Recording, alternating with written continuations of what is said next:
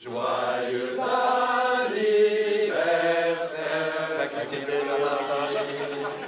Joyeux anniversaire. Le Centre Sèvres fête ses 50 ans. Pour cette grande occasion, il change de nom et devient les Facultés Loyola Paris. En s'appelant Faculté Loyola Paris, faculté, ça dit bien le type de travail intellectuel qu'on fait. Ce sont des facultés. Loyola, c'est la référence à Ignace de Loyola, le fondateur de la compagnie. Et pour nous, c'est une source très très importante d'inspiration, aussi bien dans les contenus des enseignements qu'on donne que dans la pédagogie qu'on a. Alors je crois que la pédagogie ignatienne va beaucoup insister sur la construction d'un sujet, c'est-à-dire quelqu'un qui est capable de parole et d'action en son nom propre.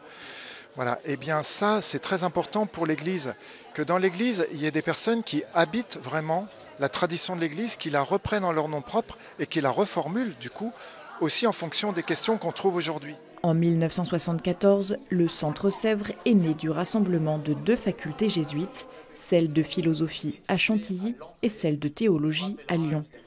Le père Paul Valadier en a été le premier préfet des études cette année-là. L'intuition fondamentale, c'était d'éviter l'abîme qui se creuse souvent entre la philosophie et la théologie, ou si vous voulez, l'abîme qui se creuse souvent entre la raison et la foi.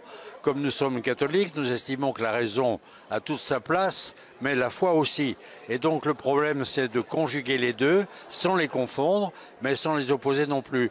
Et je dirais que l'intuition fondatrice du Centre Sèvres, c'est de faire en sorte que les deux dialoguent l'une avec l'autre, en s'entendant, en se critiquant, mais en se complétant mutuellement.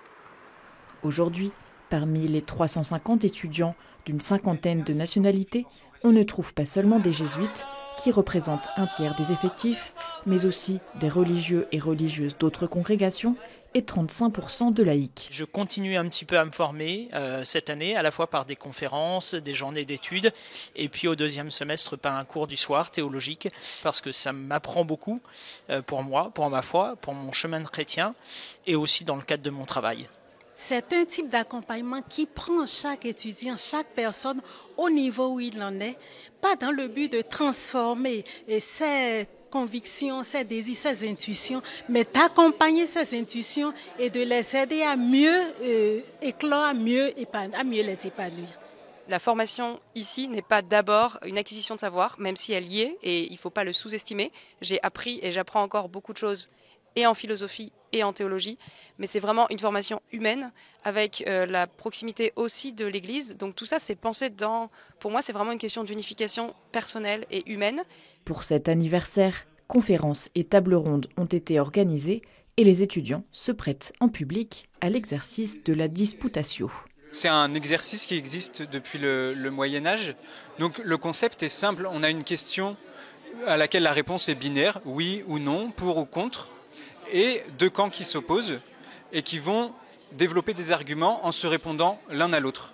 Donc on a un pour, un contre, un oui, un non, et on se rend compte à chaque fois que la réponse n'est jamais entièrement oui, n'est jamais entièrement non.